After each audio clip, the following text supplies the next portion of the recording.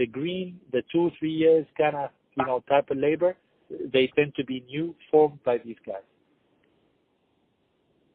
Okay.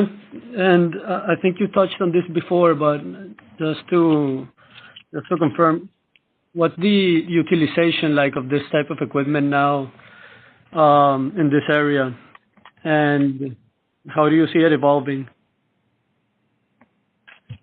Well, I mean, today the utilization, I would say, is pretty high. I mean, it's above the 70 to 80%, right?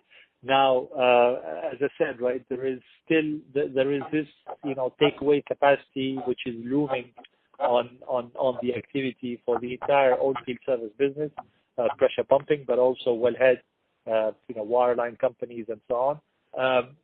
We reckon that we will start seeing utilization dropping, as we go, as the capacity is capped and the takeaway capacity is not resolved.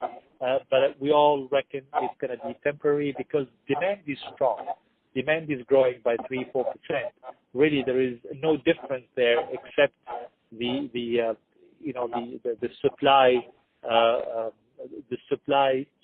the supply chain that is being affected by the takeaway capacity. Otherwise, we should start seeing. We will continue seeing the utilization above the 80% level.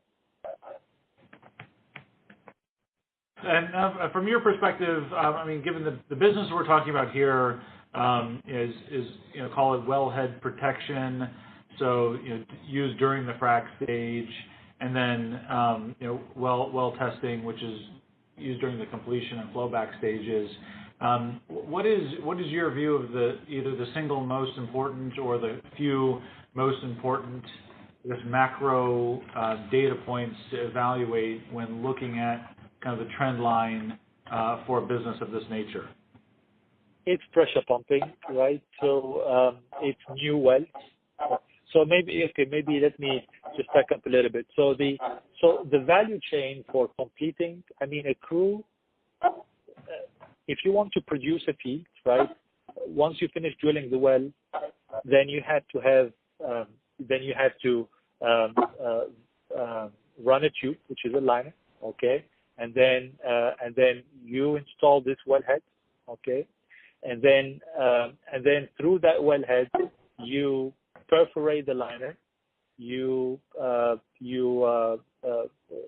set the stages, right, to 40, 50 stages, and then you frack each one of these stages, and then you flow back all the fluids before you start producing hydrocarbons. That's the value chain for completion. And so they all complement each other. There is no one piece that can be disconnected from this value chain. So what's really the big ticket item for all of these activities is pressure pumping, is what we commonly refer to as fracking.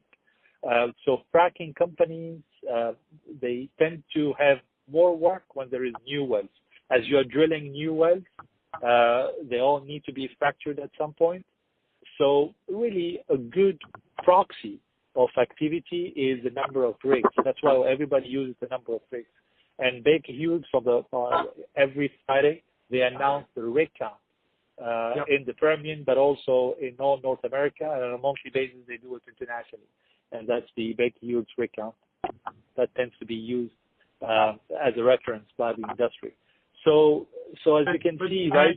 I mean, can I just hop in here just to maybe take the question to a more specific level? So follow rig counts, which then you can follow the trend line in new well drilling. But given a business that's focused on the Permian today, you've got a situation where rigs have been active, drilling has been active, but the big rise in DUCs has led to less activity on completions given the infrastructure that you mentioned earlier. And so I guess walk us through the implications for a business like this in light of that situation where you've got the DUC inventory blowing out significantly, people are completing because of the infrastructure issues. Is that a good thing